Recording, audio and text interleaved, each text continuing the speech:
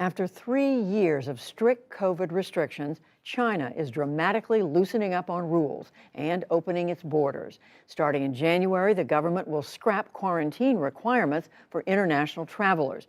It is the latest move rolling back the government's so-called zero COVID policy. But as a result of easing restrictions, the virus is now spreading rapidly across towns and cities. Hospitals are overburdened, medical staff are outnumbered, and crematoriums are running out of space. In Beijing, it is a struggle to save lives. Frontline workers are battling an unprecedented surge in COVID-related hospitalizations. Emergency wards are overcrowded, and there's a shortage of beds in hospitals. Patients are being treated on chairs, in corridors.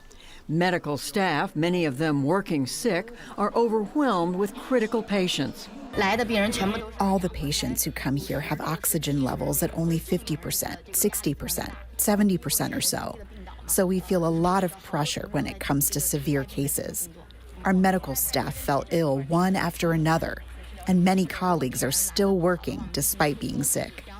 This dramatic surge of COVID cases was triggered by a sudden ease in restrictions. On December 7th, Beijing abruptly ended its zero COVID policy that had imposed stringent measures like mandatory quarantine, mass testing, and strict lockdowns on residents, all this since 2020. Earlier this month, widespread public protests across China led the regime to make a U-turn. But the quick withdrawal from COVID protocols has led to desperation and tragedy. In heartbreaking scenes, people are queuing up outside funeral homes and crematoriums, competing for a bit of space for a dignified farewell to their loved ones. While some cities are reporting some numbers, as of the weekend, the national government is no longer reporting official COVID data, making it impossible for the public to know the true scale of the pandemic. The most accurate information people have are videos posted on social media of piled up body bags and uncounted deaths across China. For more on China's surge in COVID cases, we turn to Dr. Chris Beyrer. He's director of the Duke University Global Health Institute. And Lynette Ong. She's a professor of political science at the University of Toronto, where she focuses on China. Her latest book is Outsourcing Repression: Everyday State Power in Contemporary China. And we welcome both of you to the NewsHour. Dr. Beyrer, let me begin with you. How serious is this COVID situation right now in China? Well, it's very serious indeed, Judy. Although precise numbers are very difficult to come by, the official Chinese numbers don't look anywhere near as dire as what is generally being understood from hospitals, from morgues. The challenge here, the real issue, is that zero COVID was never going to work against Omicron. It's too infectious. And the Chinese did not get the elderly population vaccinated with high efficacy vaccines in time.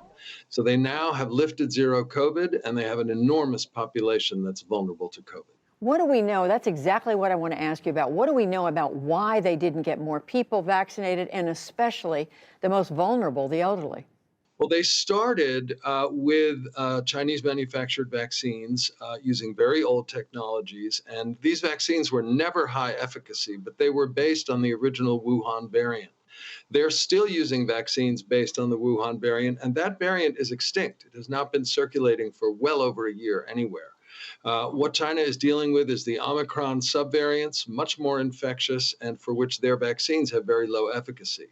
So what they have really failed to do is use high efficacy vaccines where they're needed most. And that's why they're in such dire straits. And that is a government decision? I mean, what do we know about who decided to have things turn out this way? Well, to be fair, you have to remember that early on, the high efficacy vaccines, particularly the mRNA vaccines, the Pfizer and Moderna vaccines, were not widely available because they were pre-purchased by the US and the EU and other wealthy countries.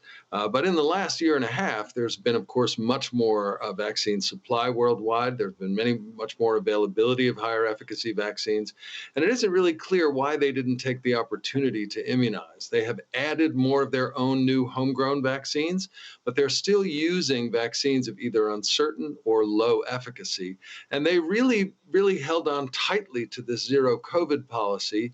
Many China watchers would say that this was because of the party Congress and the idea that they couldn't reverse course until that party Congress was over. Now that it is over and they have reversed course, it really is a lost window of opportunity to get the elderly vaccinated. And a very deadly, life-costing set of decisions. Professor Ong, what's your understanding of why the government stuck with this policy for so long, which is turning out to be leading to so many deaths? So on your question, Judy, about why the vaccination rate in China is so low, even though they have got 3 years to prepare for it. So this has been, zero COVID has been Xi Jinping's signature policy right from day one. And a year into it, I think COVID has ceased to become a public health issue. It has really become a political issue, an issue that has allowed President Xi to go out there to really showcase the superiority of the China's governance model in protecting its people's lives, often pointing to 1 million deaths in the United States, saying that the failure of Western democracies in protecting lives. And it is also used to control people's movement leading up to the 20th Party Congress. So it's really become more political than public health issue, which is why I think vaccination has been very low on the priority. And in the last 6 weeks or so, there has been extraordinary protests throughout major cities in China, even asking President Xi to step down. And given intense pressure from all sides, President Xi has decided to do this 180 degrees reversal, which has caught hospitals unprepared. And does the public understand what's going on here, that their government has made these decisions that are now leading to this COVID massive crisis? I think people very much understand what is going on, even though there's a lot of lack of transparency. There's no data about COVID infection, about mortality rate, or hospital, crowded, how crowded it is. People are, speculating in the dark, but I think people know that situation is pretty dire, and they are taking really things into their own hands. Some of them are going to the black market, and some of them are trying to secure over-the-counter painkillers and medicines from Hong Kong and Macau. But things are really not looking good at the moment. And is blame now falling on the shoulders of the Xi Jinping regime? That is an interesting question. I think we have to wait and see whether we are going to see a scapegoat that is going to be attributed the blame to.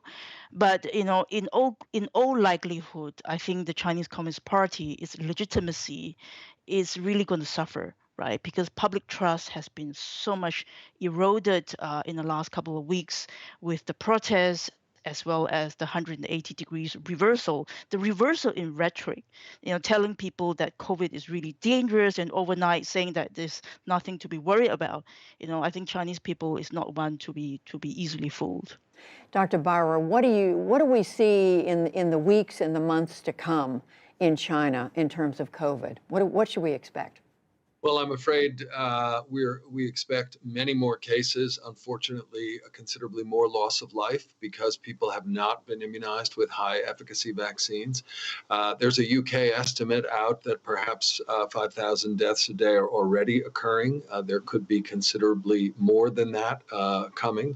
And the catch-up of immunization is going to take longer than it would in other settings because WHO has mandated that these low efficacy Chinese vaccines really require at least 3 doses. So you have to, it's not just 2 doses, but also a boost. And catching up with boosting is very challenging, and it takes time, as we know from the US. And finally, Professor Ong, who among the Chinese population is going to be suffering the most? You mentioned some people do have access to information, to medicine on the black market, but who mainly is going to suffer? I think people in the rural areas, because the distribution of public health is very uneven. For a long time, there has been neglect on the health system in the countryside. ICU beds are in shortage in China in general, but particularly acute in rural areas. So, everything else being equal, we are likely to see more casualties in rural China, unfortunately. Well, it is such a tragic situation on so many levels. Professor Lynette Ong at the University of Toronto and Dr. Chris Byrer at the Duke University Global Health Institute. Thank you both. Thank you. Thank you.